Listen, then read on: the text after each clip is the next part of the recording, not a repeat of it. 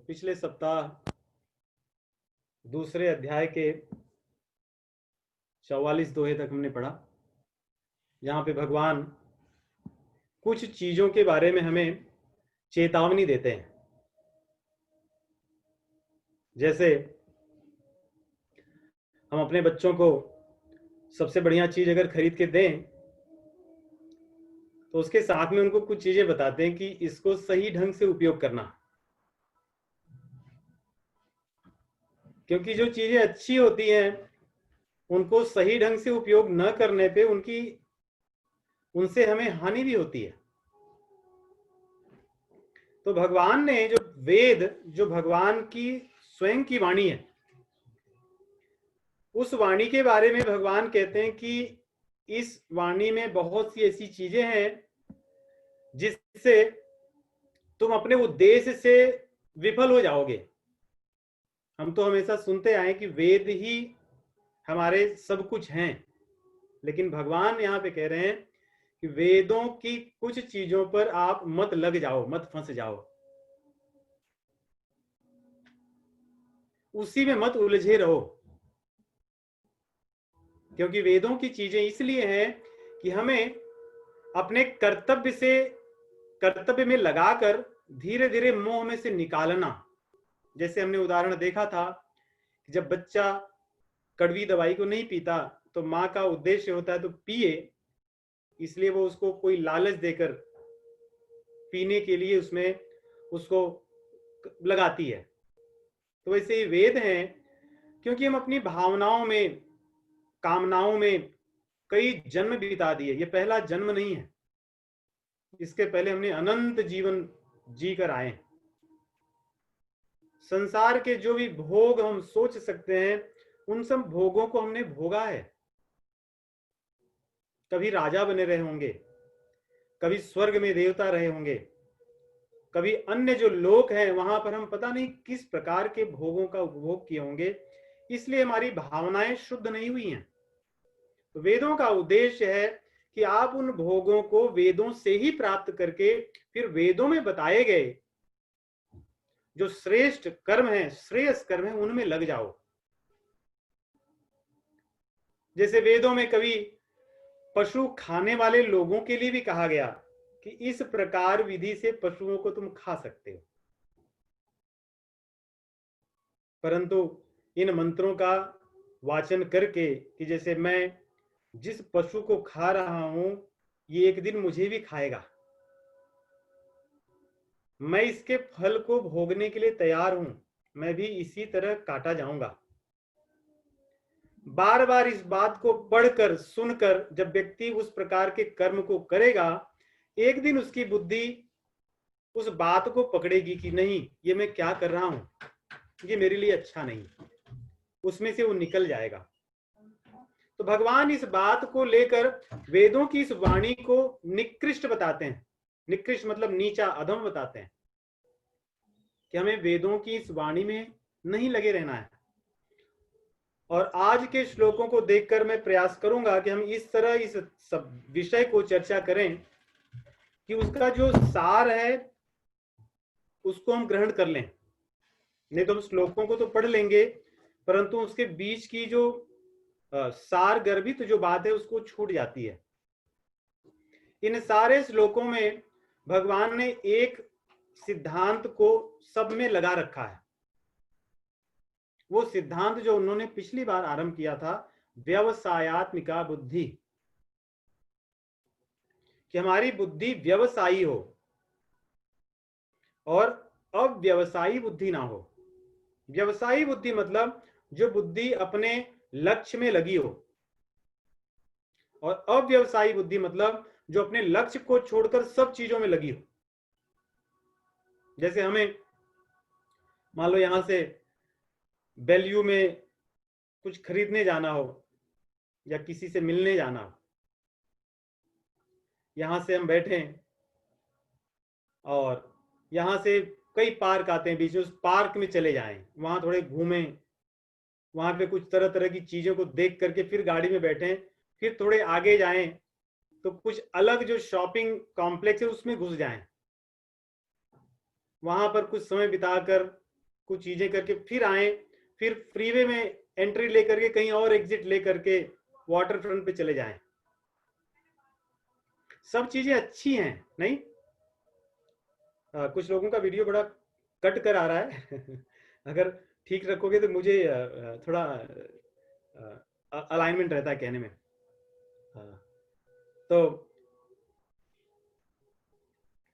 तो हम अपने लक्ष्य को न करके किसी अन्य चीजों में भटक करके, और जिस चीज के लिए निकले थे, जिस मित्र से मिलने, उसको नहीं मिल पाए। हम तो ड्राइव भी किए, अपने गैस को भी चलाए, मेहनत भी किए, समय भी लगाए, लेकिन उस जो व्यवसायी बुद्धि थी, जो हमारा लक्ष्य था, उसको छोड़ करके अपने अन्य लक्ष्यों में लगे रहे। वैसे ही संसार में इस मानव शरीर को धारण करके जीव का जो लक्ष्य भगवान ने बताया है वो है जीवन मरण रूपी जो चक्र है, संस्कृति जो रोग है, उसमें से निकल जाना। ये हमारा लक्ष्य है। जिनके मन में, जिनकी बुद्धि में, जिनकी क्रियाओं में, जिनके आचरण और व्यवहार में सदैव ये लक्ष्य रहता है, वह व्यक्ति ही भगवत गीता के बताए हुए सिद्धांतों का पालन करके अपने लक्ष्य को पा सकता है। इसी को भगवान ने व्यवसायी कहा है। और व्यवसायी हम कैसे बने रहेंगे, इस बात को ध्यान रखिएगा। व्यवसायी हम कैसे बने रहेंगे, उसी बात के लिए इन सारे श्लोकों को भगवान ने बताया है। व्यवसाय कोई भी हो सकता है। किसी व्यक्ति का व्यवसाय कर्म योग हो सकता है, किसी का व्यवसाय ज्ञान योग हो सकता है, किसी का व्यवसाय भक्ति योग हो सकता है, लेकिन वो सिद्धांत वही रहेगा कि मेरा लक्ष्य क्या है। लक्ष्य मेरा है संसार का जो जन्म मरण रूपी जो चक्र है, जिसको संस्कृति रोग कहा जाता है, इसमें से निकलना, ये उद्देश्य है। हमें कर्तव्य को भी करना है। भगवत गीता हमें बताती है कि अपने कर्तव्य को तो करना ही है, उसको नहीं छोड़ सकते। तो फिर काम भी करना है और भगवान को भी पाना है, संसार से मुक्ति पानी है, और कोई भी काम में लापरवाही नहीं करनी है।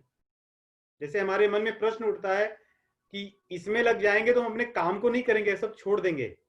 लेकिन भगवान ये भी नहीं कह रहे हैं। भगवान कह रहे हैं तुम्हें अपने कर्म में तो लगना ही है। तो किस प्रकार इस कर्म में लग करके भगवान को पाया जा सकता है, वो हमारा सिद्धांत क्या है, इस चीज के बारे में भगवान बताते हैं। तो हम लोग आरंभ करेंगे। पिछली बार हमने जो पढ़ा था, भगवान ने हमारे लाभ हानि की हमारी जो इच्छा है उसको भगवान ने निंदनीय बताया है, जिसको कहते हैं कि condemns, he has condemned in a very rude words. और जैसे जैसे हम भगवत गीता को पढ़ेंगे, भगवान की वाणी बड़ी कठोर होगी। कभी कभी इतनी कठोर होगी कि हम ऑफेंड भी हो जाएंगे, हमें लगेगा कि ये ऐसे क्यों कह सकते हैं। लेकिन ये याद रखिए, भगवत गीता का उद्देश्य संसार में रमना नहीं है, संसार में अपने कर्तव्य का पालन करते हुए संसार से बाहर निकलना है। ये भगवत गीता का उद्देश्य है। इसलिए भगवान कुछ चीजों को बड़े सटीक सामान्य ढंग से नहीं कहेंगे, बहुत तीक्ष्ण लगेगी उनकी वाणी। यहाँ पे भी भगवान ऐसी बातें कहते हैं। तुम्हारी व्यवसायी बुद्धि कैसी होनी चाहिए, हम लोग एक छंद से आरंभ करेंगे।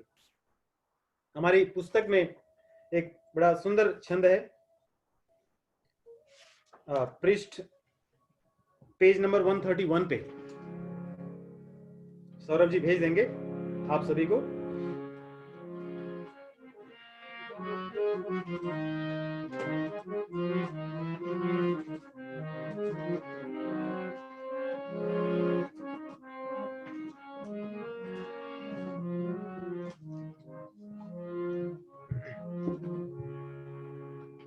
चलिए, यही हमारा व्यवसाय है, जिसको गुरुजी ने बड़े सुंदर ढंग से 4 पंक्ति में लिखा है। गुरुजी के कहने का भाव ये है, देखिए इस संसार में कोई स्त्री है, कोई पुरुष है, कोई नपुंसक है, कोई ब्राह्मण है, क्षत्रिय है, वैश्य और शूद्र है। हो सकता है जाति से, हो सकता है कर्म से हो, कोई बुद्धिमान हो, कोई मूर्ख हो सकता है, लेकिन ये भगवत गीता सभी के लिए है। कोई किसी भी प्रकार का व्यक्ति हो, किसी का कोई भी संसार में कर्तव्य अलग अलग हो सकता है, लेकिन उद्देश्य एक ही होना चाहिए, और वो तभी संभव है जब हमें पता होगा कि हम कौन हैं।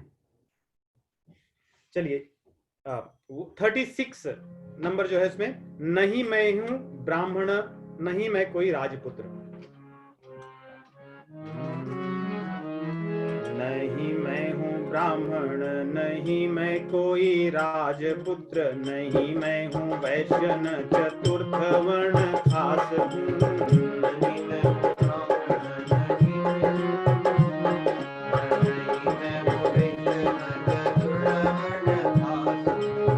नहीं मैं हूँ ब्राह्मण, नहीं मैं कोई राजपुत्र, नहीं मैं हूँ वैश्य न चतुर्थ वर्ण खास हूँ। नहीं मैं हूँ ब्राह्मण, नहीं मैं कोई राजपुत्र, नहीं मैं हूँ वैश्य न चतुर्थ वर्ण।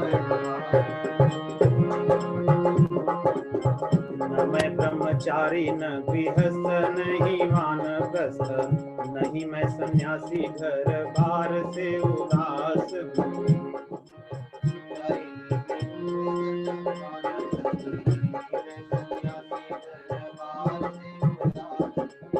न मैं ब्रह्मचारी न गृहस्थ, नहीं वानप्रस्थ, नहीं मैं सन्यासी घर बार से उदास हूँ।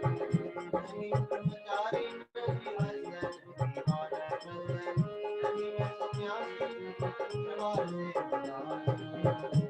से उदास हूँ।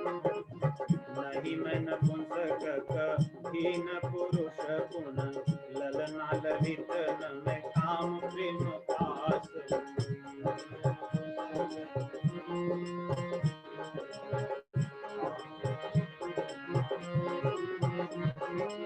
नहीं मैं नपुंसक कभी न पुरुष पुन, ललना ललित न मैं काम प्रेम पास।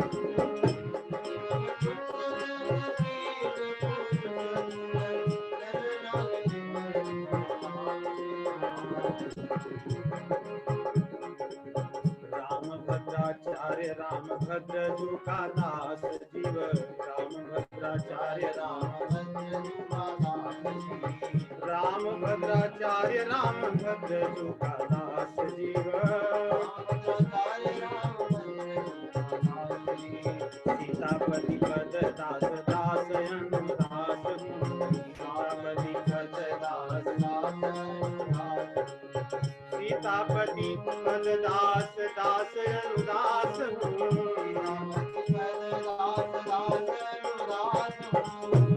भद्राचार्य राम भद्र जू का दास जीव, सीतापति पद दास दास अनुदास हूँ।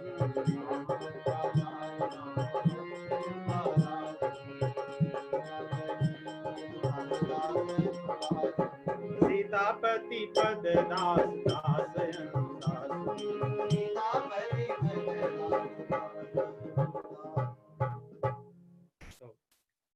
ये हमारी व्यवसायत्मिका बुद्धि है कि हम ब्राह्मण, क्षत्रिय, वैश्य, शूद्र, सन्यासी, गृहस्थ, वानप्रस्थ, ब्रह्मचारी, स्त्री, पुरुष, नपुंसक, अन्य प्रकार की भाषा बोलने वाले, अन्य प्रकार के वर्ण वाले, बूढ़े हैं या कैसे हैं, इन चीजों का कोई महत्व नहीं है, क्योंकि ये तो शरीर के कारण जो हमें उपाधि मिली है उससे बना है सब। तो फिर हम हैं कौन? सीतापति पद दास दास अनुदास हैं। भगवान के चरण कमलों के जो दास हैं उनके हम दास हैं। हम भगवान के भक्तों के अनन्य सेवक हैं। ये भाव हमारे भीतर हो, यही हमारी व्यवसायत्मिका बुद्धि होनी चाहिए, यही हमारा व्यवसाय है। अगर इस बात को सदैव याद रखें तो जितनी भी चीजें भगवान आगे बता रहे हैं श्लोकों में, इन चीजों को समझना, इन चीजों को करने का हमें मार्ग मिलेगा, या इनको करना आसान होगा, समझना आसान होगा। तो चलिए हम लोग आरंभ करते हैं श्लोक 45 से। तो मैं कुछ श्लोकों को भी गाएंगे और उसके बाद में फिर दूसरे श्लोकों को दूसरी बार, तो कुछ दो भाग में बांट करके करते हैं हम लोग। 45 श्लोक। त्रैगुण्य विषया वेदा निस्त्रैगुण्यो भवार्जुन। त्रैगुण्य विषया वेदा त्रैगुण्यो भवार्जुन। निर्द्वन्द्वो नित्यसत्त्वस्थो निर्योगक्षेम आत्मा।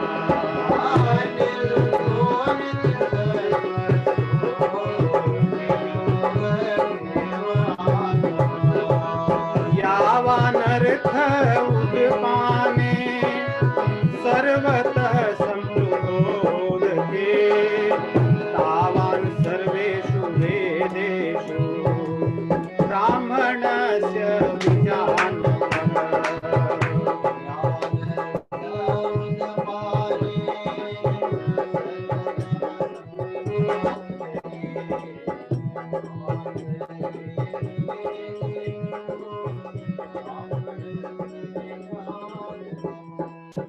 कर्मण्येवाधिकारस्ते मा फलेषु कदाचन मा कर्मफलहेतुर्मा ते सङ्गोऽस्त्वकर्मणि।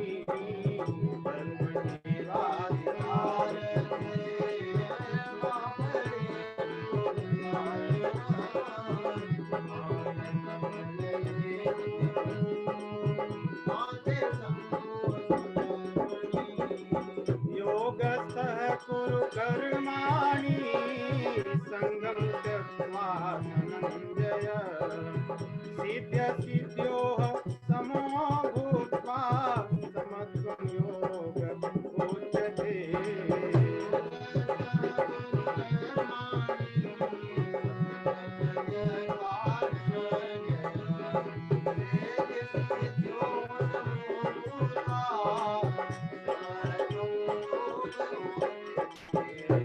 दूरेण ह्यवरं कर्म बुद्धियोगात् धनञ्जय। दूरेण ह्यवरं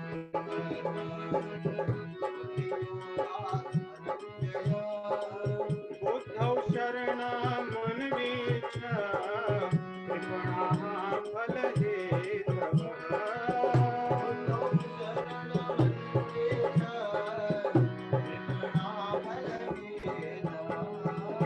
बुद्धियुक्तो जहातीह उभे सुकृतिदोस्कृते बुद्धियुक्तो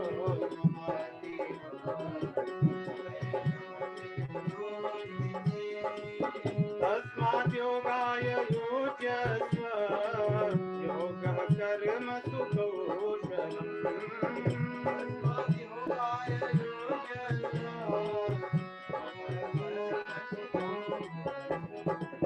कर्मजं बुद्धियोक्ता हि फलं त्यक्त्वा मनीषिणः। कर्मजं बुद्धियोक्ता हि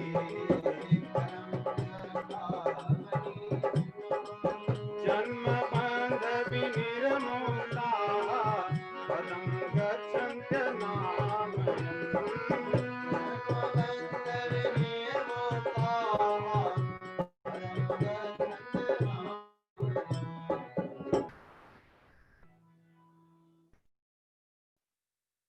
तो हम लोग भगवान कहते हैं अर्जुन को कि त्रैगुण्य विषया वेदा निस्त्रैगुण्यो भवार्जुन। हे अर्जुन, वेदों में देखिए तीन जो गुण है हमारे, सतोगुण, रजोगुण, तमोगुण, इन्हीं के आधार पर कर्म बताए गए कि तमोगुणी लोगों के लिए इस तरह के कर्म करने चाहिए, जो राजसी लोग हैं उनके लिए इस प्रकार का कर्म हो, और जो सतोगुणी लोग हैं उनको इस प्रकार के यज्ञ कर्म या अन्य प्रकार की जो चीजें हैं करनी चाहिए। धन प्राप्त करने के लिए किस प्रकार के यज्ञ हवन पूजा पाठ करनी चाहिए, सुंदर सुशील स्त्री पत्नी प्राप्त करने के लिए, और अच्छा चरित्रवान पति प्राप्त करने के लिए, या अन्य संतान कैसे हो, मेरे जीवन में सुख कैसे आए, समृद्धि कैसे आए, यश कैसे आए, मेरी प्रतिष्ठा कैसे बढ़े, इन सभी प्रकार के चीजों की व्यवस्था वेदों में है, जिससे आप देवताओं को श्रेष्ठ मान करके उनसे कुछ चीजें प्राप्त करो अपने कर्म से। लेकिन भगवान कहते हैं कि अर्जुन, इनसे ऊपर उठ, निस्त्रैगुण्य, ये जो तीन गुणों की बात है, इनसे तू ऊपर उठ जा। ये विषय की चीजें, भोग की चीजें, इसमें लगे रहकर तू फिर से उसी चक्र में लगा रहेगा, और निर्द्वंद हो जा। निर्द्वंद का अर्थ, जिसमें द्वंद भाव न हो। संसार में सब कुछ द्वंद में ही रहता है, सुख दुख, लाभ हानि, जय पराजय, अच्छा बुरा, जन्म मरण। इससे ऊपर सोचने की बात कह रहे हैं। देखिए, लाभ और हानि को सोचकर ही हम अपने जीवन के कुछ कर्तव्यों को जो करना चाहिए उसको नहीं करते, और लाभ हानि को सोचकर कुछ काम जो नहीं करनी चाहिए उनको हम करते हैं। तो जब हम इनसे ऊपर की बात सोचेंगे, तब हम अपने कर्तव्यों का सही ढंग से पालन करेंगे। भगवान श्री रामचंद्र जी ने अपनी लीला में, अपने चरित्र से यही तो हमें सिखाया। लाभ हानि से ऊपर उठ करके उन्होंने अपने लीलाओं में अपने चरित्र को करके दिखाया, जिससे हम उनका पालन कर सकें, उनका अनुकरण कर सकें हम। तो यहां पे कह रहे हैं भगवान कि तीनों गुणों से तो ऊपर उठ जा, क्योंकि वेद तो तीनों गुणों में फंसा कर रखेंगे तुझे, और अपने निर्द्वंद हो जा तू। जो द्वंद्व भाव है उससे बाहर निकल करके निर्योग क्षेम और आत्मवान, तू अपने लाभ की बात सोच। आत्मवान होना कई अर्थ सोच सकते हैं, आत्मा परमात्मा को भी कहते हैं, या आत्मवान मतलब स्वयं के बारे में तू सोच। तू अभी तक संसार के बारे में सोच रहा है, जो चीजें कभी नहीं रहने वाली हैं उसके लिए सोच रहा है, धन के लिए, समृद्धि के लिए, वैभव के लिए। जो भोग की चीजें हैं, जो कल अच्छी लगती थी आज नहीं लग रही हैं, जो आज अच्छी लग रही कल नहीं लगेंगी। भूख लगने पर अगर हमें बहुत इच्छा हो खाने की, आरंभ करते हैं, और जब पेट भर जाए वही भोजन विष में लगता है। तो जो चीज एक समय अच्छी लगती थी दूसरे समय अच्छी नहीं लगती। ये संसार का स्वभाव है, नियम है। तो भगवान यहां पे कह रहे हैं कि इससे तू ऊपर उठ, और योग क्षेम से ऊपर उठ। ये चीजें ध्यान से समझने की है कि हम संसार में इसी में लगे रहते हैं। योग मतलब होता है जो चीजें हमारे पास न है वो ले लें, मिल जाएं। और क्षेम मतलब होता है जो चीजें हमें हमारे पास हैं उनका वो जाए ना। इसीलिए अगर आप कोई भी अनुष्ठान कराओगे, किसी पंडित जी को बुलाओगे, तो उसमें पाठ ही आरंभ ही इसी से होता है। स्वस्ति वाचन करने के बाद में जब संकल्प होता है, संकल्प यही कहते हैं, अप्राप्त लक्ष्मी प्राप्त्यर्थम, प्राप्त लक्ष्म्या चिरकाल संरक्षणार्थम, सकले सिद्ध कामना सिद्ध्यर्थम। कि जो चीज मेरे पास नहीं है उसको मैं पाना चाहता हूं, और जो मिल गई है वो जाए ना, इसलिए मैं ये कार्य करना चाहता हूं। भगवान कहते हैं कि इसके ऊपर उठ जा। बहुत ऐसे कर लिया तूने, कब तक करेगा, और कितने जन्म। और फिर पाया क्या, आज इतना बड़ा योद्धा होकर भी तू रो रहा है। क्यों? क्योंकि उस ज्ञान को भूल गया। तो कब तक रोएगा? नहीं, कितने जन्मों से रो रहे हैं हम, अभी भी नहीं रो रहे। फिर से अपने ही लोगों को लेकर व्यक्ति रो रहा है, किसी और को लेकर नहीं रोता।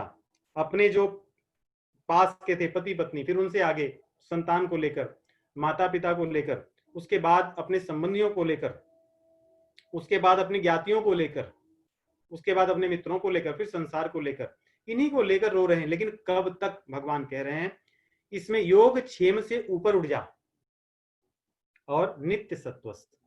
कैसे होगा ये? जब तू अपने आप को नित्य में लगाएगा, क्योंकि ये सारी चीजें टेम्पररी हैं, नश्वर हैं। अनित्य है, इसमें लगा है, इसलिए तू द्वंद्व में लगा है। जब तू इससे बाहर निकल करके भगवान में अपने मन को लगाएगा, जो हमने पढ़ा, व्यवसायी बनेगा।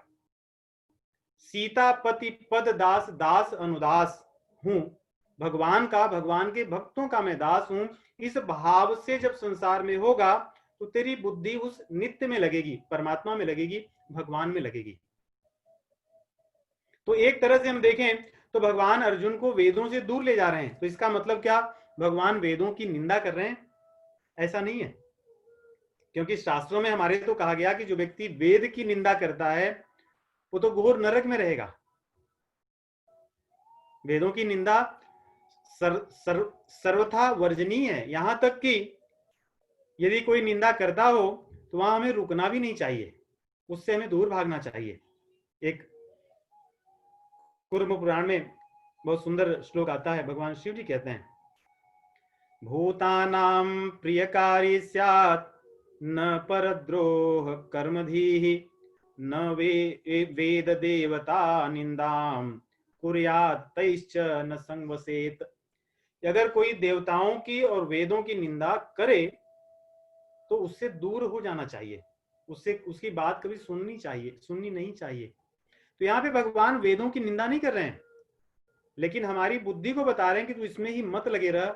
वेदों का उद्देश्य, वेदों में बहुत सी चीजें हैं, वेदों में उस परमार्थ तत्व की बात कही गई है, वेदों में उस सगुण साकार भगवान की बात कही गई है। तो इसी में क्यों लगा, उसके ऊपर उठ। नहीं, हमें आजकल अधिकतर कौन से लोग मिलते हैं बताने वाले, या हमारी बुद्धि कहाँ लगती है? आपको ये बताने वाले कम लोग मिलते हैं कि वेदों में जो भगवान की बात कही गई उसी को मानो, उसको सोचो। लेकिन ये बताने वाले अधिक लोग मिलते हैं, ये कर लो तो ये मिलेगा, ये पहन लो तो ऐसा हो जाएगा, इस दिन ऐसे करोगे तो ये लाभ होगा, इस दिन ऐसा करोगे तो ये जो हानि हो रही है रुक जाएगी। इस चीजों का ही सर्वत्र प्रतिपादन, बोलबाला है।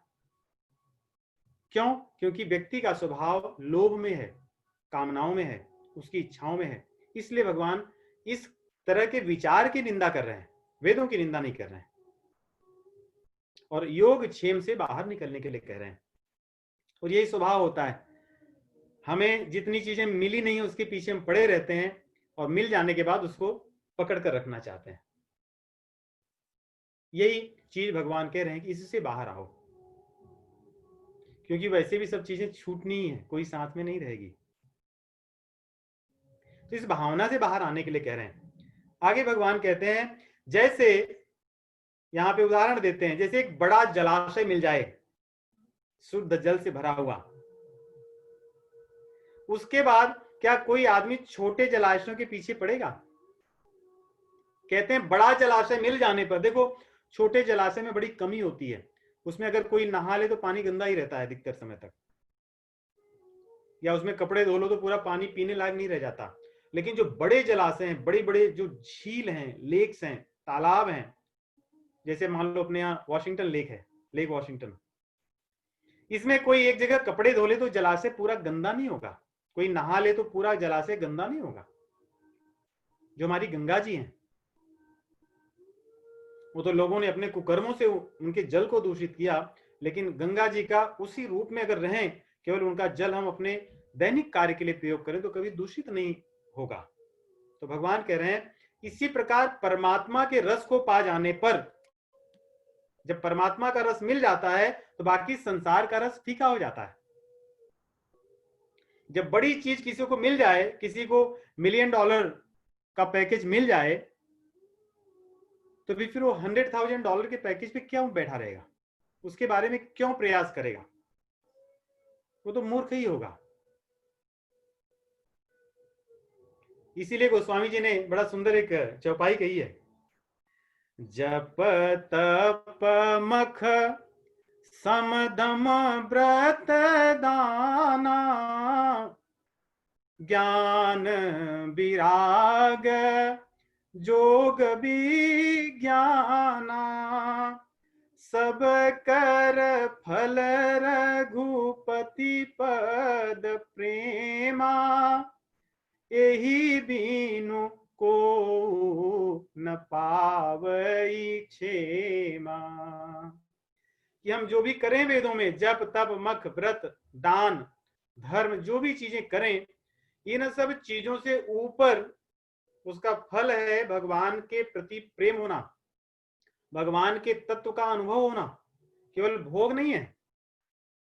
अगर किसी को यही सब मिलता रहा संसार की चीजें, तो उसको क्षेम नहीं मिला। क्षेम मतलब कल्याण भी होता है, उसका कल्याण नहीं हो सकता। भगवान यही बात कह रहे हैं कि जब बड़ी चीज मिल जाए तो छोटे के चक्कर में क्यों पड़ता है। मतलब भगवत गीता का ज्ञान हमें मिल जाए और उस ज्ञान पर हम अपने जीवन को चलाएं, न कि संसार की छोटी चीजें को तो मिलनी ही है। तब प्रश्न उठता है मन में कि अगर ऐसी बात है तो फिर संसार में काम न करें क्या, भगवान का अनुभव कर लें, छोटी छोटी सब चीजें छोड़ दें। भगवान कहते हैं कि ऐसा नहीं। इसीलिए हमारे भारतवर्ष में सबसे अधिक, अगर किसी को इस श्लोक के बारे में, भगवत गीता के किसी श्लोक को जानते होंगे तो यही श्लोक है, नहीं? एक मिनट रुकिए। If there is someone, if they can rename them so that we know who has joined here. OPPO, अगर आप अपना नाम लिख लें सही वाला। तो कर्मण्यवाधिकारस्ते मां फलेषु कदाचन मां कर्म फल हेतुर्भु माते संगोस्तु कर्मणि। तो यहाँ पे भगवान उस बात को बताते हैं जो हम सब बहुत अपने बचपन से सुनते आए हैं, और कुछ को हम समझते हैं सही ढंग से, कुछ को नहीं समझते। भगवान कहते हैं कि कर्मण्यवाधिकारस्ते, हे अर्जुन तुझे बैठना थोड़ी है, तेरा अधिकार है कर्म करने के लिए। जानवर गाय घोड़े गधे का थोड़ी अधिकार है काम करना, कि है उनका अधिकार? उनका अधिकार नहीं है, हमारा राइट्स है, हमें काम करना मेरा अधिकार है।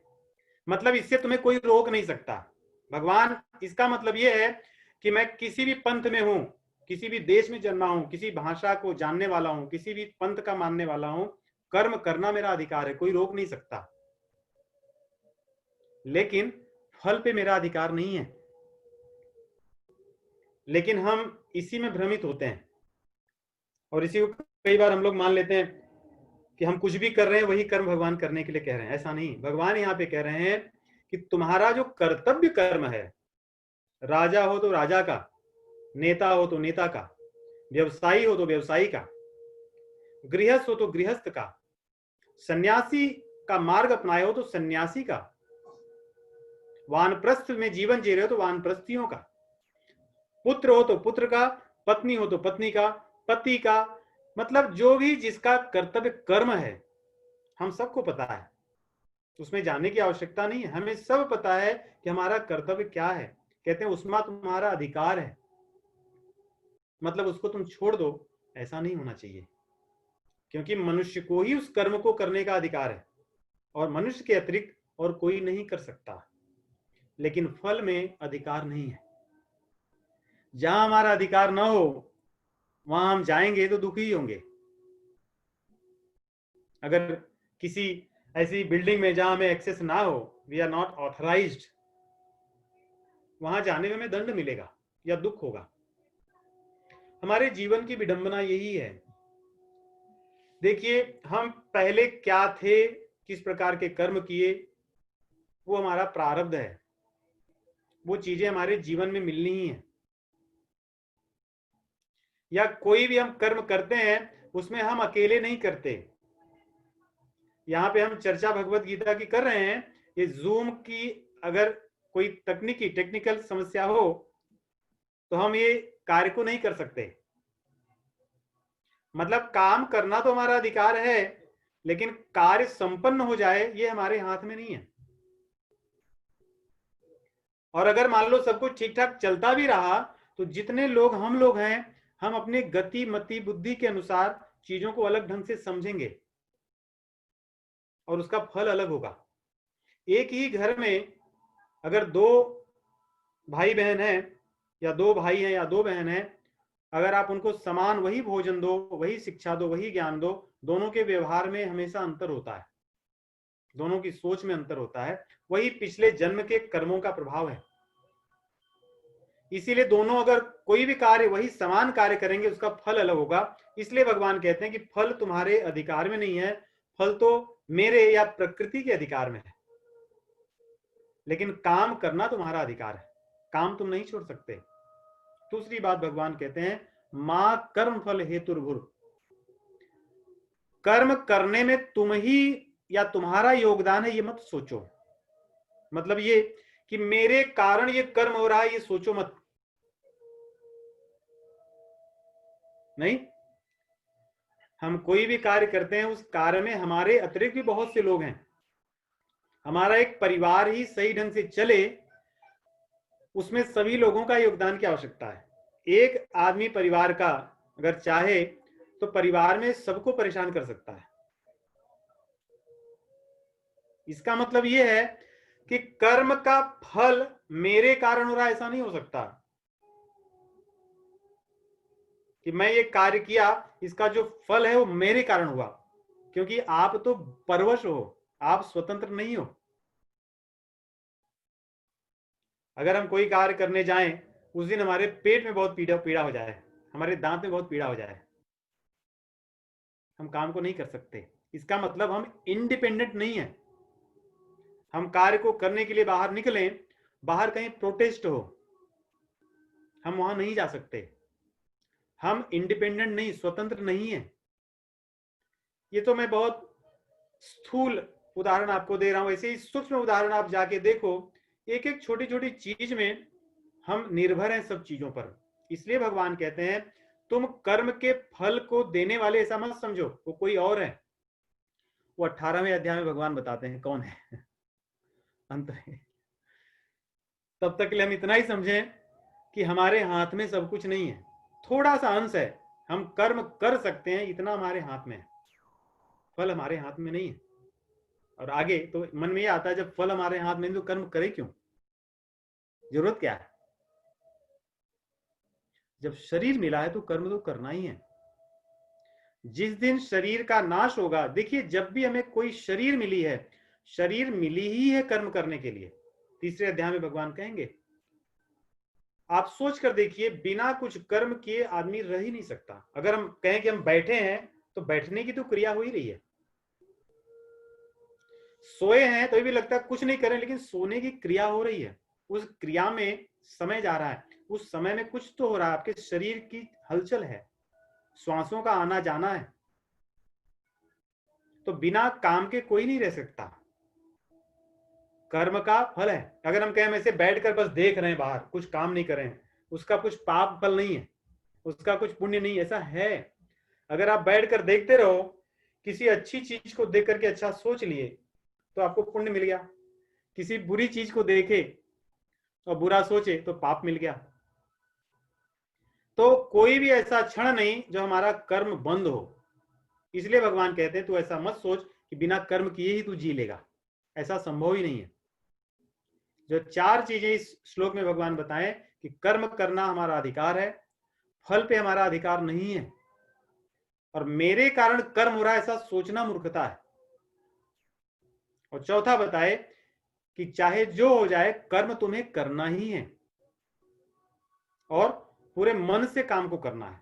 भगवान करें असंग मत होना कम से। देखिए यहाँ पे शब्द जो बड़ा सुंदर है, मां कर्मफल हेतुर्भुर माते संगोस्व कर्मणि, कर्म में असंग मत बनना। असंग मतलब होता है मन से किसी चीज में लगना। भगवान कह रहे मन से, बिना मन का कर्म मत करना। तुझे जो कर्म करेगा मन से ही करना है, चाहे उसमें लाभ हो या हानि हो, पुण्य हो या पाप हो, क्योंकि तेरे हाथ में वो नहीं है। तो भगवत गीता हमें अपने कर्तव्य को अच्छे से करने की शिक्षा देती है, भगवान की वाणी है। और इसको कह के भगवान मन में स्वाभाविक रूप से प्रश्न उठता है कि ये काम कैसे करें जब लाभ हो या हानि। तो भगवान कहते हैं योगस्थ कुरु कर्माणि संगम त्यक्त्वा धनंजय सिद्ध सिद्धियो समो भूत्वा समत्वम योग उच्यते। भगवान कह रहे हैं योग की भावना से कर्म होगा। बड़े एक सरल शब्द में जो ये कर्म योग बताए हैं उसमें एक शब्द भगवान बोले हैं समत्व होना। समत्व होना मतलब चाहे लाभ हो चाहे हानि हो, काम को करना है। सफलता मिले या असफलता मिले, काम को करना है। क्योंकि हमें कार्य जब करने जा रहे हैं तब थोड़ी पता है कि सफल होंगे कि असफल होंगे। इसलिए भगवान कहते हैं योगस्थ कुरु कर्माणि संगम त्यक्त्वा धनंजय। और यहाँ पे धनंजय कह रहे हैं, बहुत धनी है अर्जुन। इनका नाम इसलिए भी धनंजय है कि इन्होंने सब राजाओं को अपने हाथ में करके सबसे बहुत धन ग्रहण किया था, टैक्स कर के रूप में। इनके जैसा धनी कौन था जिसके यहाँ खाने पीने के लिए सोने के बर्तन थे, सब फेंक दिए गए बाद में, जैसे हम लोग use and throw plate use करते हैं। महाराज युधिष्ठिर के राजसूयज्ञ में सोने के सभी बर्तनों का प्रयोग किया गया खाने पीने के लिए, फिर उनको फेंक दिया गया। और अगर आपको ज्ञात हो, कुछ वर्ष पहले जमीन के भूमि के खोदने पे जो आर्कियोलॉजिकल सर्वे ऑफ इंडिया है, उनको ये सारे चीजें मिले भारत में। तो बड़े धनी लोग हैं।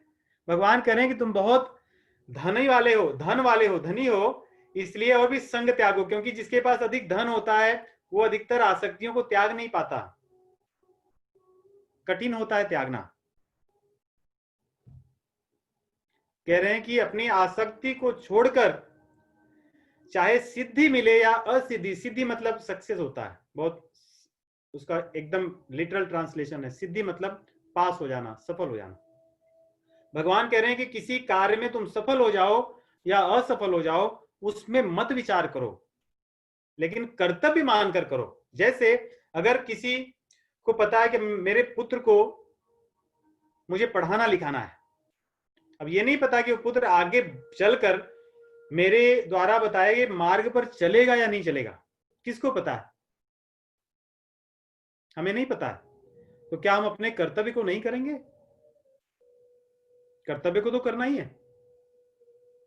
हो सकता है 15 साल बाद जब वो पढ़कर निकले तो बहुत ही अच्छा व्यक्ति बने, जो संसार में कुछ कर दिखाए दूसरों के लिए, और इस संसार से अपने आप को निकलने के लिए धर्म का अनुसरण करे। या हो सकता है कि वो गलत रास्ते पर चला जाए, हमें नहीं पता, लेकिन कर्तव्य को तो करना है। तो भगवान यही कह रहे हैं कि समत्वम योग उच्चते, समता का भाव रख करके कि चाहे अच्छा हो या बुरा, मुझे काम तो करना है। सुख दुख की भावना को लेकर के अगर करेंगे तो कभी भी कार्य को नहीं कर सकते, क्योंकि संसार में देखो सुख दुख यही दो चीज है। अगर इनको ही लेकर के हम बैठ जाएंगे कि जहां सुख मिलेगा केवल वही काम करेंगे, तो अपने कर्तव्य को नहीं कर सकते। क्योंकि अगर ध्यान से देखें तो बहुत सारे हमारे कार्यों में दुख ही मिलता है, और विशेष करके जब हम बड़े निष्ठा से अपने कार्य को सही ढंग से करें तो। क्योंकि अन्य लोगों के हम भूमिका को नहीं जानते, उनके भाग्य को नहीं जानते, या अपनी ही कमियों को नहीं जानते, अपने पुराने किए गए कुछ कर्मों को नहीं जानते, जिसके कारण हो सकता है परिणाम बुरा हो, परिस्थिति बुरी आए, लोग अच्छे ना मिले हमें, लेकिन काम तो करना है। और सुख दुख में लगे रहना, तो उदाहरण एक मैं पढ़ रहा था, उसमें बड़ा सुंदर था। कहते हैं जैसे दाद हो जाए, खुजली, तो खुजलाने में अच्छा लगता है नहीं, लेकिन खुजलाने के बाद जलन भी होती है। तो है तो दोनों पीड़ा वाला। तो हम जब खुजला रहे हैं, लग रहा है अच्छा, वो अच्छा है या बुरा है? बुरा ही है, लेकिन हमें अच्छा लग रहा है। अब खुजलाने के बाद हमें जलन हो रही है, वो तो बुरा ही हो, तो अनुभव हम कर ही रहे हैं। तो संसार वैसे ही है, संसार में चाहे अच्छा हो या बुरा, अंत में उसका परिणाम बुरा ही है। इसको फिर हम आगे भगवत गीता में जैसे जैसे पढ़ते जाएंगे, देखिए कुछ चीजें हो सकती हो हम एक चीज को पूरी तरह से आपको न कह पाए, क्योंकि उनका अलग अलग स्थानों पर फिर से चर्चा होगी, लेकिन ये सिद्धांत को मानना चाहिए कि संसार में चाहे अच्छा हो या बुरा, उसका परिणाम बुरा है। क्योंकि अगर सुख और दुख को भोगते हुए, अब ऐसे सोचिए, अगर किसी को बंधन में रखना हो तो उसको एक लोहे की सिकड़ी से बांध दी जाए। हमारे पुराणों में दृष्टांत आता है, किसी को लोहे की सिकड़ी से बांध दें या उसको सोने की सिकड़ी से बांधें, उसमें हीरे लगे हों, मोती लगे हों, ऐसा कोई सिकड़ी हो, उससे हम उसको बांध दें। बंधन तो बंधन ही है। उसी प्रकार बहुत पुण्य कमा लें, फिर भी तो हमें इसे संसार में आकर के फिर दुख ही भोगना है अंत में। या बहुत पाप कर लें तभी भी संसार में आके पाप ही दुख ही भोगना है। इसलिए जब अपने उद्देश्य को छोड़ नहीं पाएंगे तो वही दुख है। तो संसार में बहुत पुण्य कमा लें, बहुत पाप कमा लें, लेकिन जिस काम के लिए आए वो न कर लें तो इसका परिणाम वैसी जैसे खुजली है, उसमें दुख अच्छा लगे या जलन हो, उस दुख ही है। वैसे संसार में हम बहुत पुण्य पाएं और सुख पाएं, अंत में परिणाम उसका बंधन ही है, मोक्ष नहीं हो सकता, मुक्ति नहीं हो सकती। इसलिए भगवान कहते हैं योगस्थः कुरु कर्माणि, कि योग में स्थित होकर के समान भाव रख करके काम को करो। और इतना ही नहीं, कितनी बात कठोर कहते हैं, दूरेण ह्यवरम कर्म। गाने में तो अच्छा लगता है दूरेण ह्यवरम कर्म, लेकिन इसका अर्थ कितना है। भगवान कहते हैं कि जो कर्म तू कर रहा है अपने लाभ या हानि के लिए, अपने भोग के लिए, अपने सुख के लिए, ये निकृष्ट कर्म है। अवर, और अवर को दूरेण के साथ बोलते हैं कि बहुत अधिक ही निकृष्ट कर्म है। ऐसे निकृष्ट मतलब किसी को कहें हम जाके, कोई आदमी कुछ बहुत बड़ी चीज पाने के लिए कुछ करता रहे और उसको हम जाकर कहें कि कितना नीच कर्म कर रहे हो आप, कितना हमारी उसकी तो सदैव के लिए कहते हैं कि बातचीत के रास्ते ही बंद हो जाएंगे। लेकिन भगवान यही कह रहे हैं कि कितना नीच कर्म कर रहे हो तुम, कि केवल भोग के लिए ही सोच रहे हो, भोग के लिए ही सब कुछ कर रहे हो। तो क्या करना चाहिए? दूरेण ह्यवरम कर्म बुद्धि योगा धनंजय। भगवान कहते हैं बुद्धि योग मतलब चाहे लाभ हो या हानि, ये सोचकर कर्म करो, न कि उसके फल को भोगने के लिए। अपने कर्तव्य को करने के लिए कर्म करो। क्योंकि कई बार हम अपने लाभ हानि को देखकर, जैसे मैंने आरंभ में कहा, कि कर्तव्य को छोड़ देते हैं। उस बात को यहां भगवान उठा रहे हैं, कहते हैं बुद्धि योग मतलब समत्व रख करके, मन में ये सोचकर कि लाभ हो या हानि हो, ये मेरा कर्तव्य है। इस संसार में मैं आया हूं, मुझे दुख हो या सुख हो, लेकिन मेरा एक कर्तव्य है कि सभी काम को करते हुए, सभी धर्मों का निर्वहन करते हुए, अंत में भगवान के चरणों में मेरा प्रेम अवश्य हो। सर्वत्र सब जगह मुझे भगवान दिखें। अगर कोई ज्ञान योगी है तो, अगर कोई कर्म योगी हो तो सब में मैं भगवान को देखकर सबकी सेवा कर दूं। ये भाव न उठे तो भगवान कह रहे हैं कि आपका सब कुछ किया कराया व्यर्थ है, निम्न कोटि का है, तुमने कभी बुद्धि योग कर्म योग नहीं कर पाए। और आगे कहते हैं इसीलिए बुद्धि योग की शरण में जाओ, बुद्धि योग का आश्रय लेकर के अपने कर्म को करो, नहीं तो कृपणा फल हेतु। हे अर्जुन, जो लोग कृपण होते हैं, दीन होते हैं या दरिद्र होते हैं, वे लोग ही केवल फल के लिए काम करते हैं। तो हमें अपने भीतर ये देखने की आवश्यकता है कि मैंने अपने जीवन में उद्देश्य क्या रखा है, कि केवल लाभ हानि के अतिरिक्त अन्य किसी कार्य को, लाभ हानि के अतिरिक्त कोई विचार न करके अपने कर्म को करूंगा, या लाभ हो या हानि हो, संसार में मुझे भोग मिले या न मिले, लेकिन अपने कर्तव्य को करूंगा।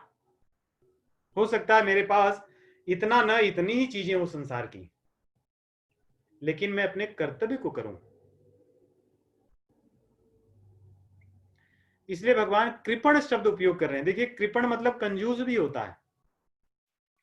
अगर हमारे पास बहुत अधिक धन हो और फिर भी हम दरिद्रता के साथ जिए, अपने सुख समृद्धि को बढ़ाने में उसका उपयोग न करें, तो कृपणता है, दुष्टता है। वैसे ही ये मानव शरीर हमें मिला है जिससे हम बहुत बड़ा काम कर सकते हैं, बहुत बड़ी चीज पा सकते हैं, लेकिन हम इसका उपयोग उस चीज को पाने में न करें, केवल वो छोटी छोटी चीजों में ही लगे रहें। इसलिए भगवान कहते हैं ये तो कृपणता है, ये तो दीनता है, ये तो दुष्टता है, नीचता है। और इस तरह के कर्म अर्जुन नहीं करने चाहिए। और उसके बाद में भगवान और भी कठोर शब्द कहते हैं कि चाहे दुख हो, चाहे सुख हो, चाहे पुण्य हो, चाहे पाप हो, दोनों को छोड़ करके जीते जी, मरने में नहीं, जीते जी इन चीजों से ऊपर उठकर सोचना चाहिए। केवल पुण्य के लिए ही काम करना ऐसा नहीं, इससे ऊपर भगवान के लिए मुझे कार्य करना है, अपने को भगवान से मिल जाने के लिए, जोड़ने के लिए काम करना है। इस तरह जो सोचता है और पाप पुण्य वाली अपनी बुद्धि को त्याग देता है, जहां संसार में इसको त्याग देता है, योग में जुड़ पाता है, वही व्यक्ति भगवान को पाता है। और यहाँ पे देखिए इस श्लोक में फिर भगवान एक अच्छी बात कहते हैं जो हमें सोचना चाहिए, योग कर्म तो कौशलम। श्लोकों के जो एक एक पार्ट है ना, एक एक भाग है, भारत की जो हमारी पुराने जो भारत के जो गवर्नमेंट कंपनीज थे, या हमारी आईआईटीज थी, या हमारे आईआईएम्स हैं, या हमारे जैसे इंश्योरेंस कॉर्पोरेशन हैं, ये सब श्लोक उसमें लिए गए हैं। जैसे एक श्लोक आता है, योग क्षेमम वहां में हम, इसको एलआईसी ने लिया हुआ है और ये योग कर्मसु कौशलम शायद किसी बड़े इंस्टीट्यूट ने लिया है, जो हमारे आईआईटीज अब तो बहुत से हैं, वो सब बीएचयू या कोई ऐसे, या फिर आईएम्स, किसी का है ये, कि योग कर्मसु कौशलम। भगवान कहते हैं कि योग है क्या?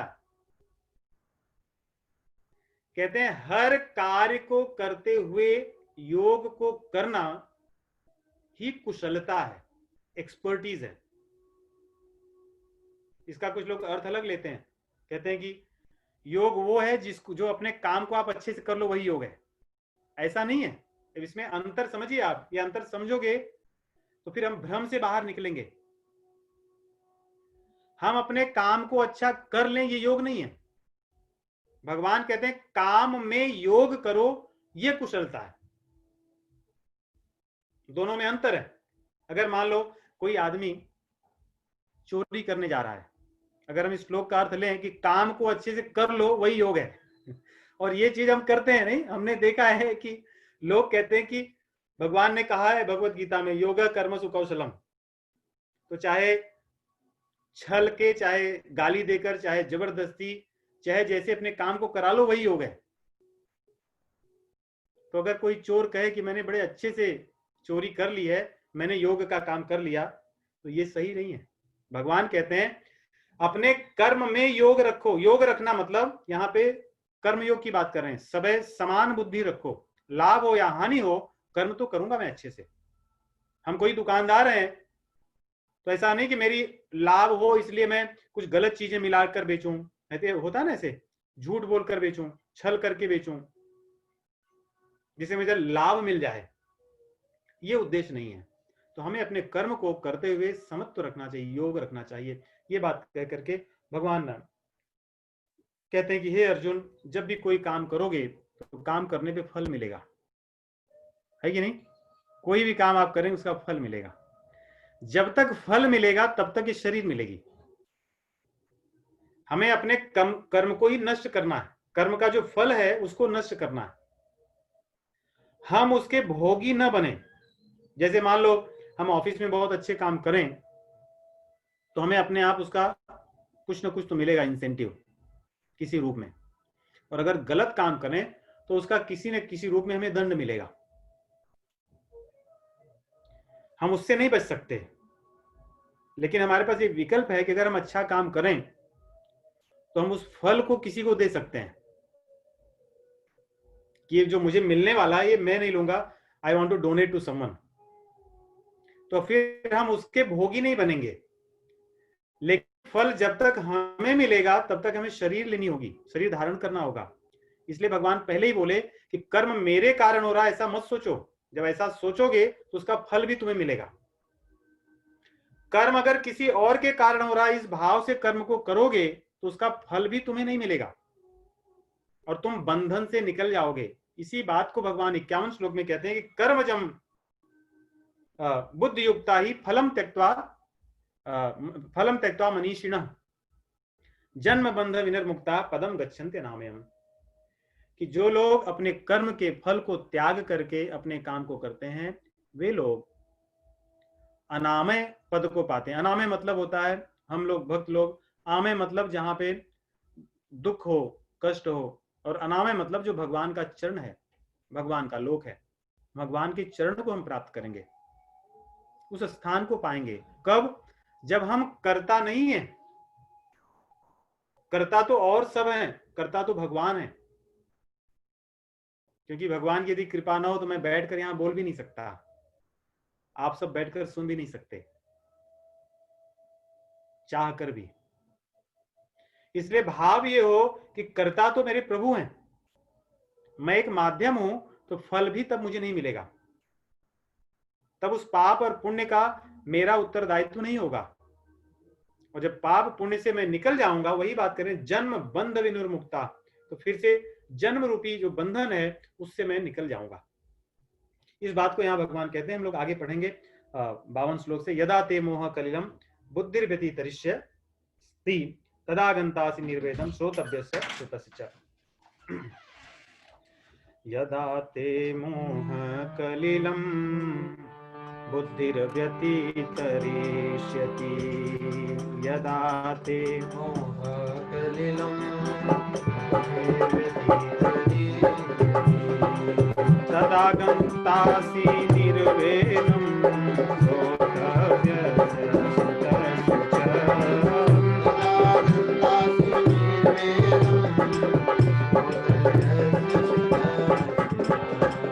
श्रुतिविकृति पन्नाते यथा ध्यास्यसि निश्चला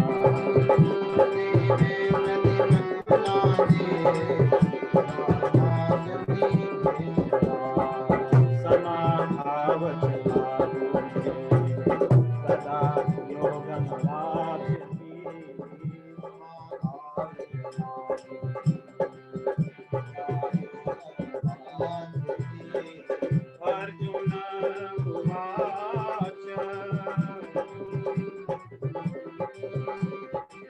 स्थितप्रज्ञस्य का भाषा समावेश्य सखेश्वर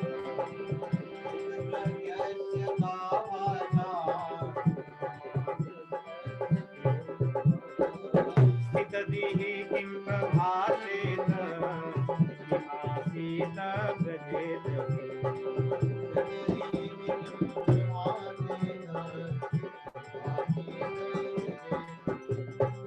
श्री भगवान प्रजहाति यथा काम सर्वान्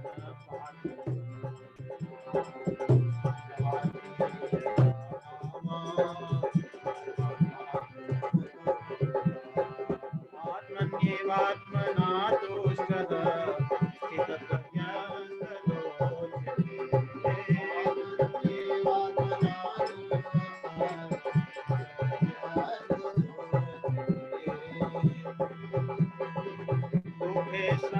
दुःखेष्वनुद्विग्नमना सुखेषु विगतस्पृहा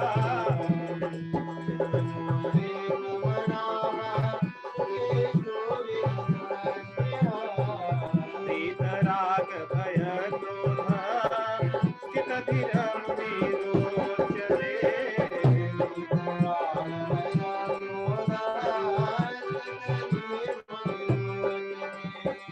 यः सर्वात्र न वेद्येह तत्तत् प्राप्य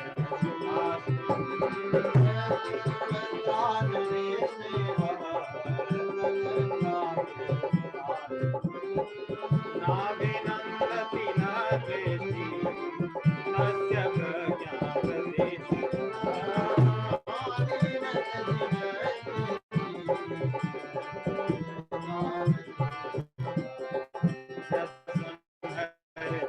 चायं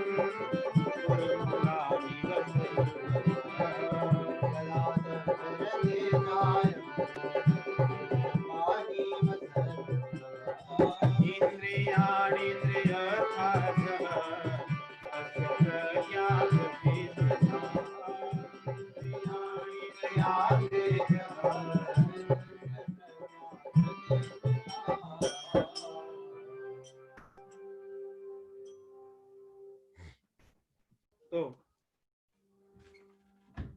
यहाँ पे भगवान अर्जुन को आगे कहते हैं कि तो मन में स्वाभाविक रूप से प्रश्न उठता है ना कि ये सब चीजें होंगी कब मेरे जीवन में, जो भगवान कह रहे हैं कि मैं पाप पुण्य से ऊपर देखने लगूंगा, लाभ हानि से ऊपर उठ करके विचार करके अपने कर्तव्यों को मैं करूंगा, कब होगा मेरे जीवन में, कैसे होगा?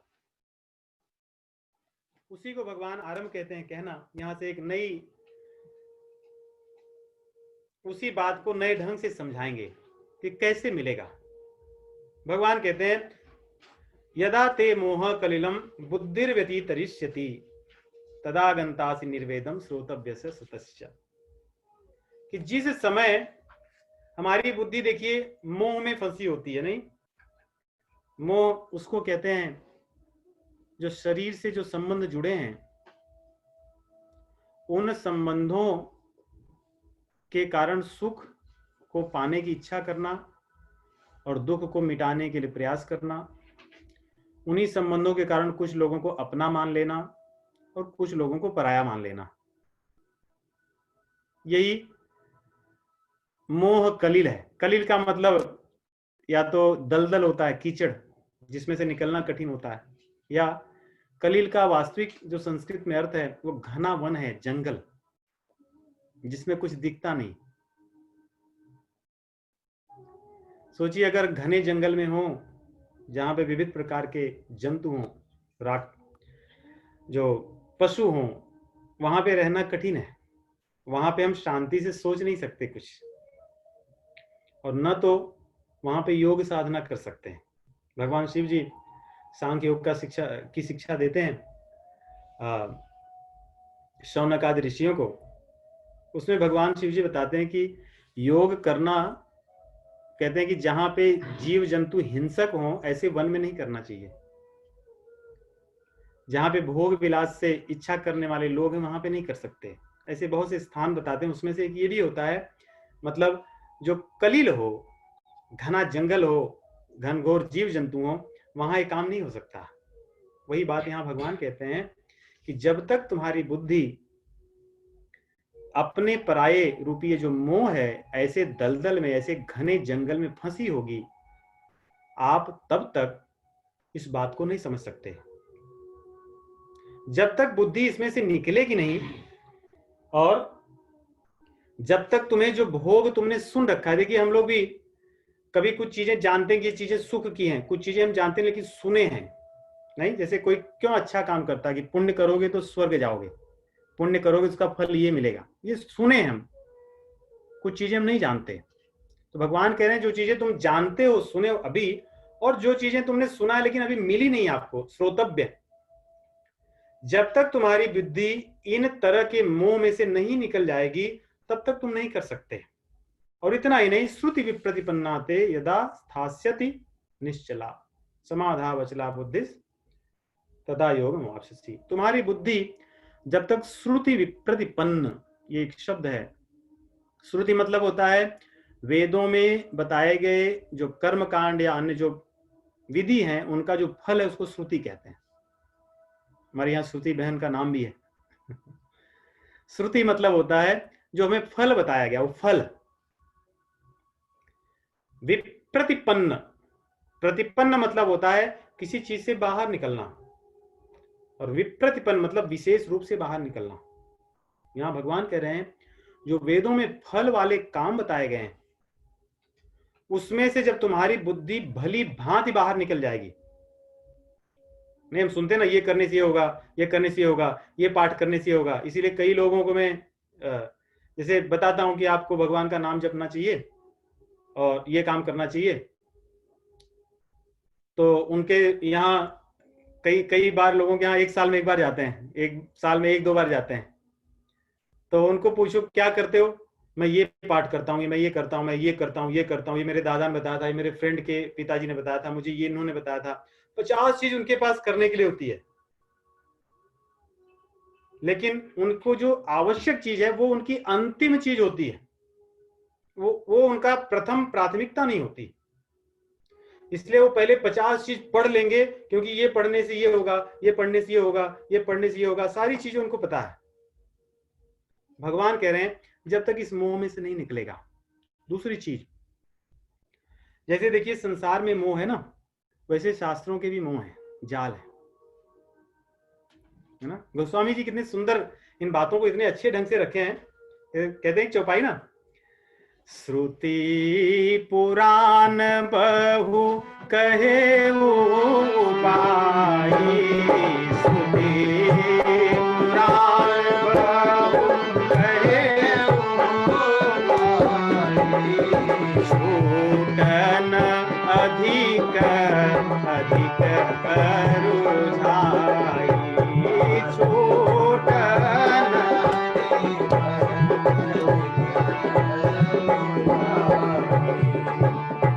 जैसे वो सिलने वाला जो धागा होता है छोटा, अगर उसको पूरा बंडल खोल करके 2 बंडल मिला के दे दें किसी को कि आपका काम है इसको छुड़ाना, ऐसे हमारे शास्त्र हैं। ये भी एक कीचड़ है। मैं ये मानता हूं, मैं इसको मानता हूं, आप जो कर रहे हो वो गलत है। कभी किसी के साथ कुछ आध्यात्मिक चर्चा करने बैठो, इसलिए मैंने प्रयास करके इस तरह की चर्चा करना छोड़ दिया, या प्रयास करता हूं कि छूट जाए, क्योंकि आजकल आध्यात्मिक चर्चा मतलब किसी एक व्यक्ति या किसी एक पंथ, किसी एक चीज की बुराई करना, उसकी कमियों को ढूंढना, अपनी चीजों को सर्वोपरि बता करके सबको नीचे दिखाना। इन चीजों से हमारा कुछ नहीं होना। छूटन अधिक अधिक अरुझाई, इसमें तुम और फंसोगे, क्योंकि इन शास्त्रों में तुम अपनी मोह बुद्धि डाल रही हो। मोह यही तो होता है ना, ये मेरा, ये पराया, ये बुरा, ही अच्छा।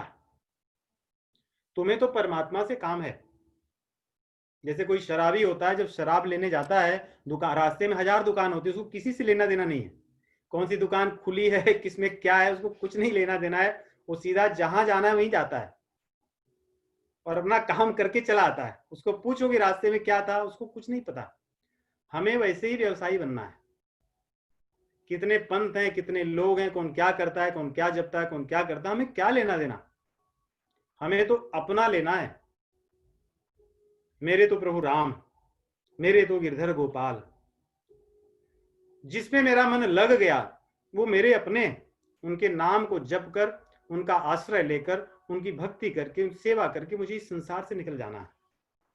भगवान वही कह रहे हैं कि इस तरह के मोह में मत पड़, इससे वैराग्य कर अपनी बुद्धि को, तब तुझे वो मिलेगा, नहीं तो नहीं मिलने वाला।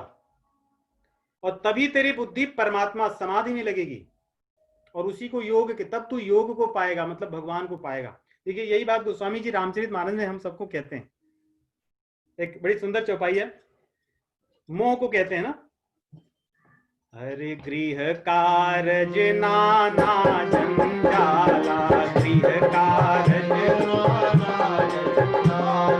ते अति दुर्गम शैल विशाला, वन बहु विषम मोह मद माना, नदी कुतर्क भयंकर नाना, वन बहु विषम मोह मद माना। कहते हैं कि जो मोह, गोस्वामी जी खुद कह रहे हैं, वन बहु विषम मोह, जो उसका सोचिए कितनी सुंदर ढंग से उन्होंने इस बात को कही है। कलिल का अर्थ होता है घना जंगल, और यहाँ पे भगवान मोह कलिल कहते हैं। गोस्वामी जी लिखते हैं वन बहु विषम मोह मद माना, कहते हैं ये मोह रूपी जो जंगल है, इसमें से नहीं निकल सकते जब तक कि तुम्हारी एक निष्ठा ना हो कि मुझे यही काम करना है।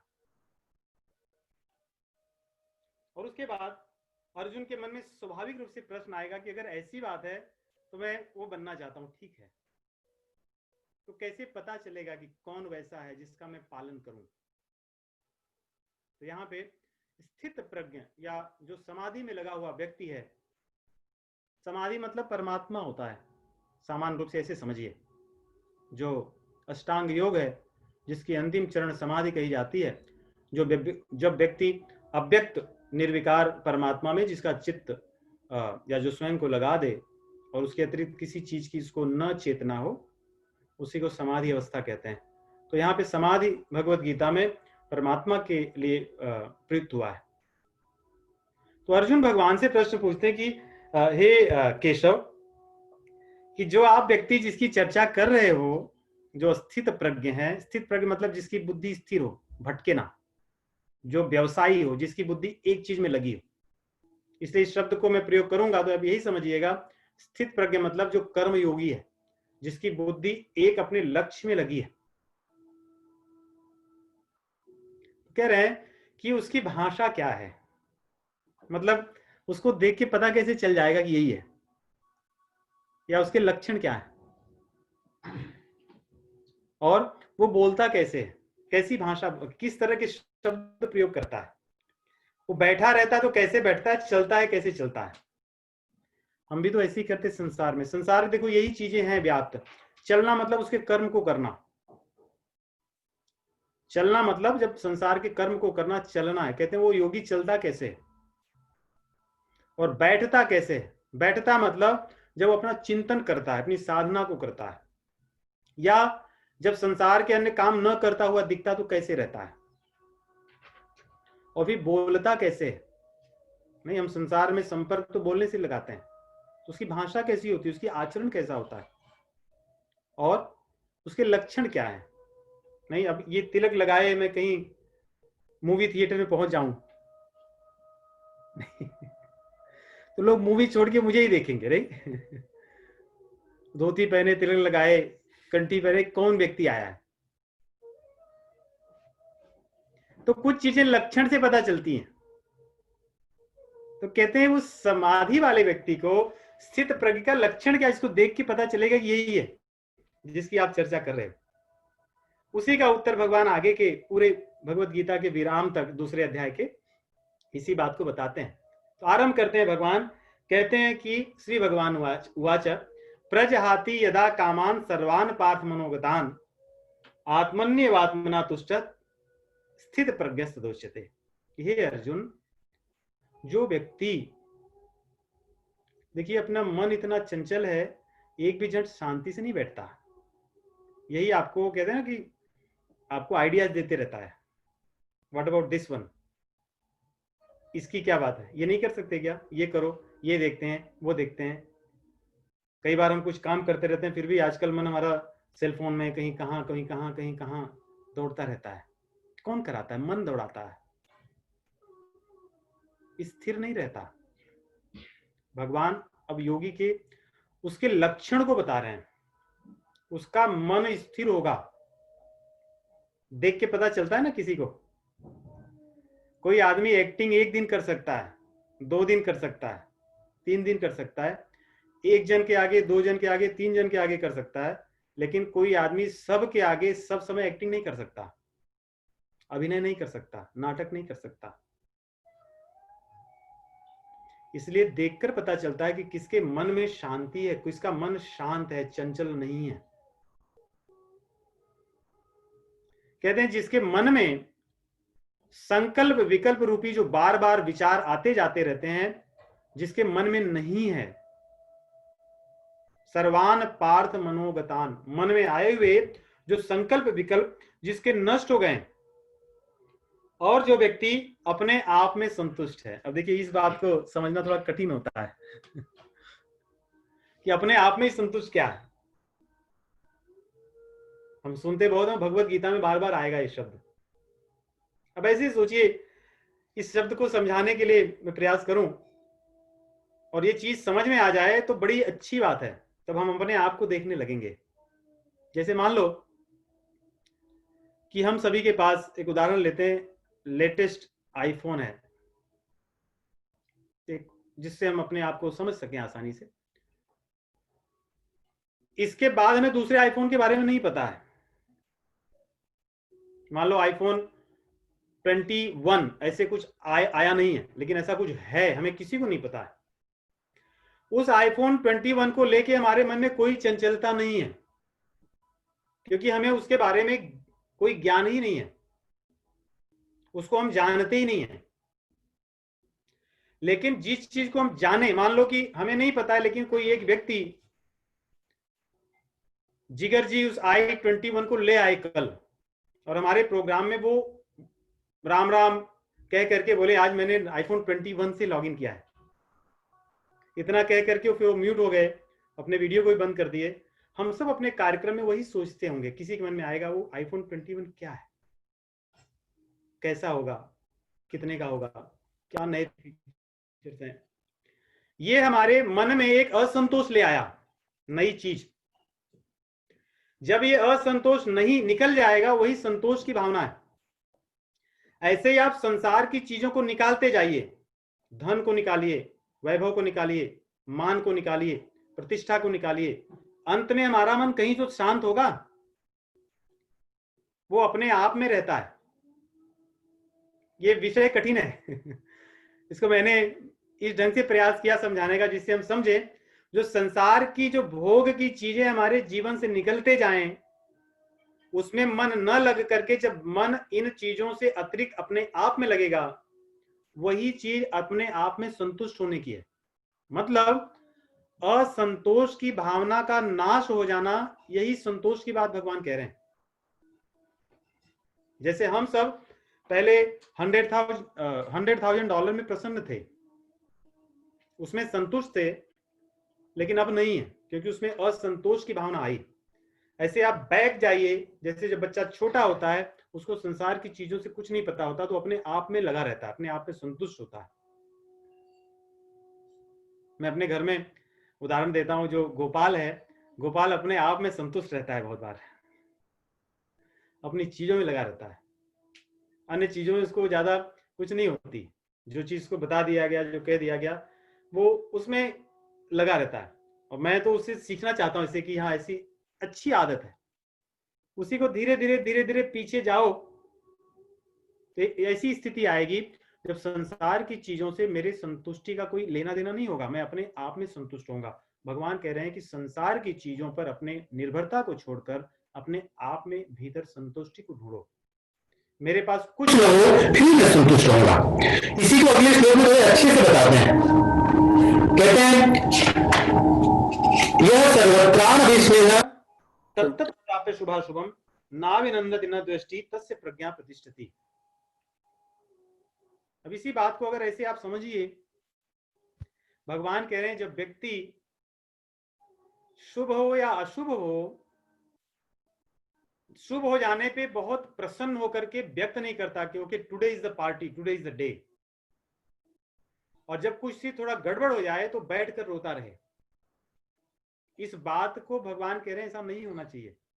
लोक व्यवहार में, लोक संग्रह में यदि हम ऐसा करें, लेकिन हमारे भीतर वो अगर भाव हो, मान लो दुनिया को दिखाने के लिए हम कर सकते हैं, नहीं कुछ हमारे साथ अच्छा हो जाए हम करें, लेकिन उसको भी भगवान में बना सकते हैं।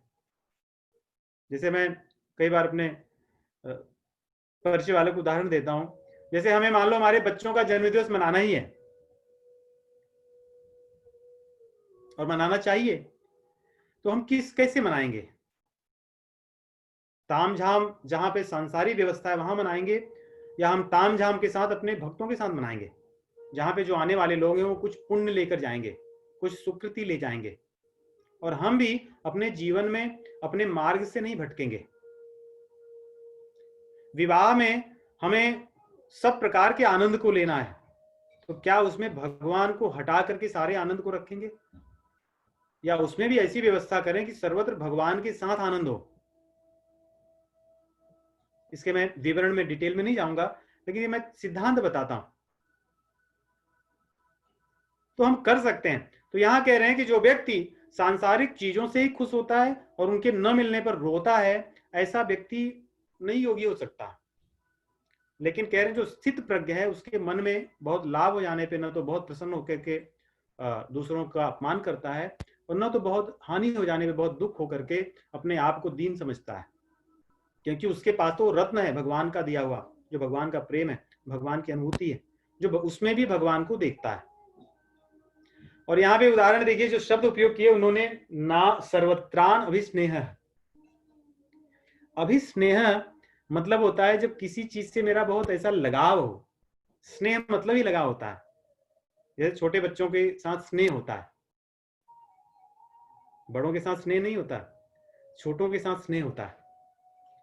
तो स्नेह मतलब होता है जिस चीज को मैं बहुत संभाल कर वैसे रखना चाहता हूं, या जिसको अपने बहुत समीप समझता हूं, जैसे उदाहरण ऐसा देखिए, सोचिए अगर कोई व्यक्ति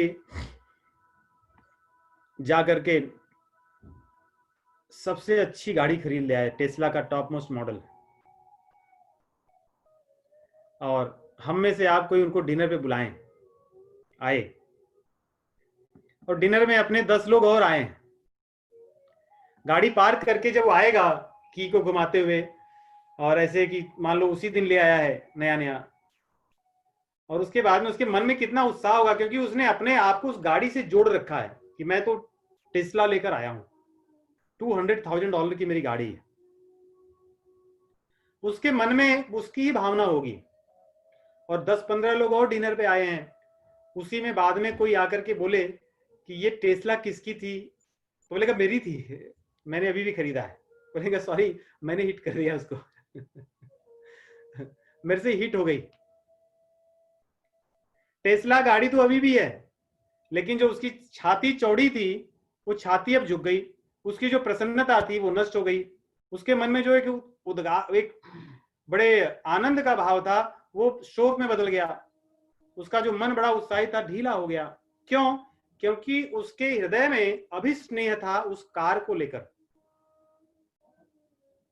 भगवान कहते हैं इन संसार की चीजों के प्रति किसी का अभिस्नेह न हो, ये आ जाए तब भी अहंकार न हो, और ये चली जाए तब भी शोक ना हो, क्योंकि पहले ही बताए हैं कि जो चीजें आई हैं वो जाएंगी।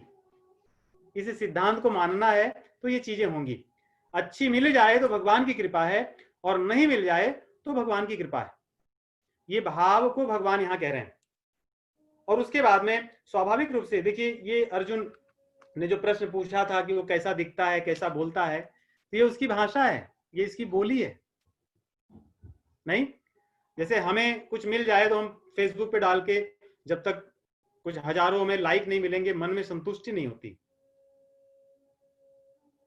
क्योंकि हमारे मन में उस तरह का भाव है कि दिखाना ही है। ये हमारी भाषा है, ये हमारी बोली है, दिस हाउ वी स्पीक। लेकिन कह रहे हैं वो योगी ऐसे नहीं बोलता। योगी को इन चीजों से कुछ लाभ हानि या उसके मन में शोक या अशांति नहीं होती या आनंद नहीं होता। तो फिर अर्जुन को और आगे भगवान बताते हैं और वो कैसे बैठता है। यही इसी श्लोक के बाद में विराम लूंगा। कहते हैं कि वो बैठता कैसे फिर योगी, उन्होंने एक सुंदर उदाहरण दे दिया, जैसे कछुआ बैठता है, कूर्म बैठता है, टॉर्टोइज। जब आप देखे होंगे टॉर्टोइज को, हम लोग तो बचपन में बहुत देखे हैं, गांव में इतने हुआ करते थे कि क्या कहें, उनके साथ खेलते भी थे अब ऐसा लगता है कि ऐसा नहीं करना चाहिए था, लेकिन उनको उठा करके इसे फेंक दो तो वो लोग ऐसे ही बैठे रहेंगे, और कई बार तो उनको छोड़ दो तो अगले दिन तक ऐसे ही बैठे रहते थे। फिर अगले दिन जाओगे देखो, फिर निकलेगा, फिर चलने लगेगा धीरे धीरे हाँ, ये ऐसे होते हैं कि इनके ऊपर तो ट्रक, जैसे गंगा जी के किनारे जो सड़कें हैं, जीटी रोड वगैरह, वहां कभी जाएं, पहले बहुत कछुए हुआ करते थे, अभी तो ऐसे नहीं है। अभी नहीं दिखते, ना तो कछुए दिखते हैं, ना तो गिद्ध दिखते हैं मेरे एक मित्र कह रहे थे कि गिद्ध बहुत कम हो गए। हमने कहा क्योंकि गिद्ध की संख्या बढ़ गई, कम नहीं हुई तो गिद्ध जिनको खाते थे उन्हीं को खाने वाले लोग ही बढ़ गए, तो फिर गिद्ध क्या करेंगे तो कछुए भी बहुत होते थे, गिद्ध भी बहुत दिखते थे, नीलगाय बहुत दिखते थे। ये कछुए ऐसे होते थे ना, बड़े बड़े, कई तो कछुए होते थे कि उन्हीं के ऊपर आप नहा लो खड़े होके गंगा जी के पास, उन्हीं के ऊपर खड़े होके आप अपने नहाने के बाद में शरीर को पोछो और ये सब करो, और वो बैठे रहते थे ऐसे। और कई क्या कहने जा रहा था, हाँ, कई कछुओं के ऊपर ट्रक भी चले जाते थे, इनको कुछ होता नहीं था, ये ऐसे इतनी शक्तिशाली होते हैं, इनकी शरीर इतनी ऊपर की जो कवच है बहुत मजबूत होती है, तो अगर बैठे इनके ऊपर से ट्रक चले गए तो फिर भी वो बाद में उनको कुछ नहीं होगा। तो ऐसे इनकी बहुत कठोर है। तो भगवान ने उदाहरण भी यही दिया। कछुआ देखो जब बैठता है ना, उसके 4 हाथ पैर हो गए, और एक आगे का मुंह, और एक पीछे उसकी पूंछ, उन सबको अंदर करके बैठ जाता है, सबको अंदर करके बैठता है, इसलिए बाहरी चीजों से उसको कुछ प्रभाव नहीं पड़ता। भगवान कहते हैं कि योगी ऐसे ही बैठता है, उसके 5 इंद्रियां और छठा एक मन। 5 इंद्रियां जो हैं, आंख, कान, नाक, त्वचा, जीभ, जिससे हम संसार की चीजों का अनुभव करके फिर आगे अपनी क्रियाएं करते हैं, और इन सब से भी ऊपर उनका मन। ये भी बड़ी बात है ना, इसीलिए कछुआ का उदाहरण दिए भगवान। कुछ और उदाहरण दे सकते थे, किसी व्यक्ति की मुट्ठी का भी उदाहरण दे सकते थे कि जैसे कोई मुट्ठी बांध लेता है तो एकदम सख्त हो जाता है। भगवान कह रहे हैं कि मन की बड़ी इसमें आवश्यकता है। योगी का मन उसके नियंत्रण में होता है। नहीं तो कभी कभी ऐसा भी होता है ना कि हम सब चीजें तो अपने दिखाने के लिए बाहर से रहते हैं ठीक ठाक, लेकिन मन में बड़ी अशांति रहती है। योगी ऐसा नहीं होता, स्थित प्रज्ञ ऐसा नहीं होता। उसकी इंद्रियां उसके नियंत्रण में पूरी तरह से होती हैं, उनके मन के साथ। उसका मन नहीं दौड़ता। यदा संहरते चायम कुर्मोंगा नीव सर्वशः। जिस प्रकार जो कुर्म होता है अपने सभी अंगों को सिकोड़ करके और फिर शक्ति के साथ अपनी रक्षा करता है, उसी प्रकार स्थित प्रज्ञ अपनी सभी इंद्रियों को समेट करके इंद्रियाण इंद्रियार्थेभ्य, ये शब्द को आप लोग बाद में पढ़िएगा, बोलने का इसका अभ्यास कीजिएगा। भगवत गीता में यह शब्द कई बार आएगा। इस शब्द का अर्थ बड़ा आसान है, पढ़ना बड़ा कठिन है। इंद्रियाण इंद्रियार्थेभ्य या इंद्रियाण इंद्रियार्थ, ये शब्द है। इंद्रियाणि और इंद्रियार्थ, हमारी इंद्रियां और इंद्रियों को जो चीजें विषय अच्छे लगते हैं, जैसे नाक के लिए गंध, आंख के लिए रूप, कान के लिए शब्द, त्वचा के लिए स्पर्श, जीभ के लिए रस, इन्हीं का, इसका अर्थ यही है कि इंद्रियां और इंद्रियों के लिए जो विषय है।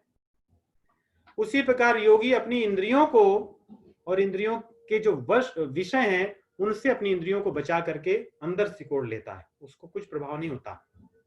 कछुआ संसार में रहता है लेकिन संसार की चीजों से प्रभावित नहीं होता जब समेट लेता है। वैसे योगी हम संसार में रहकर इन चीजों से कैसे बच सकते हैं, अपने मन को कैसे इसमें से निकाल सकते हैं, इसी बात को भगवान योगी का लक्षण बताते हैं। योगी के बैठने की स्थिति को बताते हैं। वो बैठा अकेले में कैसे रहता है। पिछली बार शायद अर्णव ने प्रश्न किया था, उसमें मैंने यही कहा था कि कोई व्यक्ति अकेले में कैसे व्यवहार करता है वो महत्वपूर्ण है। नहीं, अकेले में आचरण ही हमें दिखाएगा कि हम योग में कहां पर हैं। कछुआ अकेले में ऐसे ही बैठता है, इसलिए हमें भी अपनी इंद्रियों को इस प्रकार समेट करके स्थित प्रज्ञ होना चाहिए, जिससे हम भगवान को अच्छे बुरे स्थिति में, परिस्थिति में अनुभव कर सकते हैं, उनको देख सकते हैं और अपने कर्तव्य को पा सकते हैं। मैं यहीं पे रुकूंगा।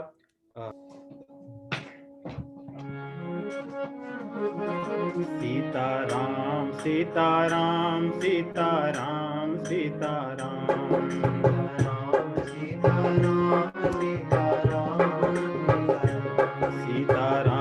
सीताराम सीताराम सीताराम सीताराम सीताराम